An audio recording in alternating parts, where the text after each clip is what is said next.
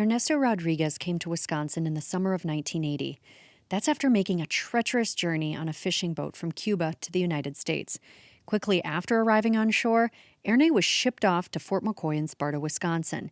And it's in the military base's kitchen that he got a crash course in American food from a local cook. One day he said, "Are you guys like macaroni and cheese?" What the hell is macaroni and cheese? Erne has come to love mac and cheese and burgers. But as he first told us in the podcast WPR Reports Uprooted, he also still cooks traditional Cuban food like congri and chicken fricassee. Erne has embraced life in Wisconsin, but has never let go of his Cuban roots. He's lived between two worlds, only able to walk in one of them, the U.S. He's dreamed of returning to Cuba for a visit.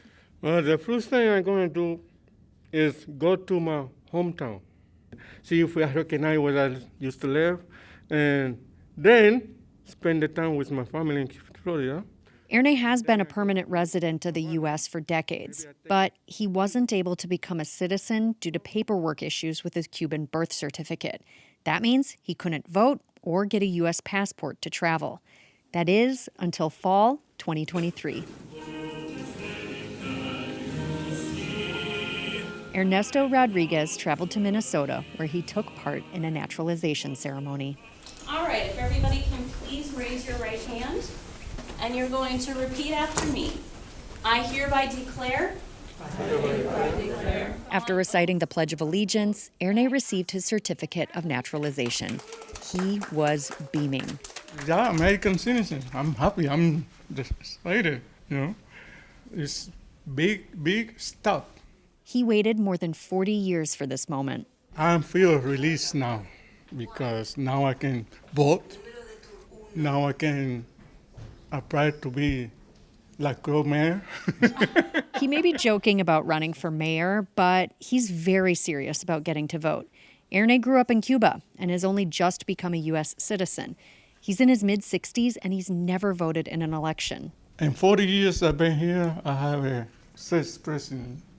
Jimmy Carter, Reagan, Bush. He keeps up with politics in the news, so this is a huge deal to finally be able to participate in the democratic process. As for Erne's other lifelong dream, going back to visit Cuba, now that he can actually do it, he has some mixed feelings. The only way I can go to Cuba is the whole government thing is throw to the garbage. If Cuba be free, then I can go there. Erne is wary of the Cuban government. He misses his family, but even his sister discourages him from visiting. It's partially because he's been speaking out against the government and communism. Cuba, you say, I don't like Castro, and there's people watching you, and they put you in prison for no reason. Standing proudly next to Erne is Michelle Pinzel. They've been close friends for nearly 2 decades, so this day is emotional for her, too. It's just incredible to see how patient and how diligent Ernesto has been in all of these years. While Erne waits to vote and thinks about visiting Cuba, he has other things he wants to tackle first as a citizen. Enjoying my life in a great country, America. Work to improve my life a little more, and maybe buy a house and be a comedy, stand comedy, make a joke. But before he launches his stand-up comedy career, Erne is taking the day to celebrate. His first stop, lunch at a Cuban restaurant in the Twin Cities. His second stop, the Mall of America, so he can find a shirt or hat that features the U.S. and Cuban flags.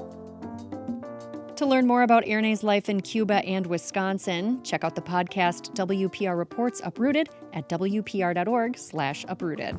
Big thanks to Mark Rickers for recording the audio for this story in Minneapolis.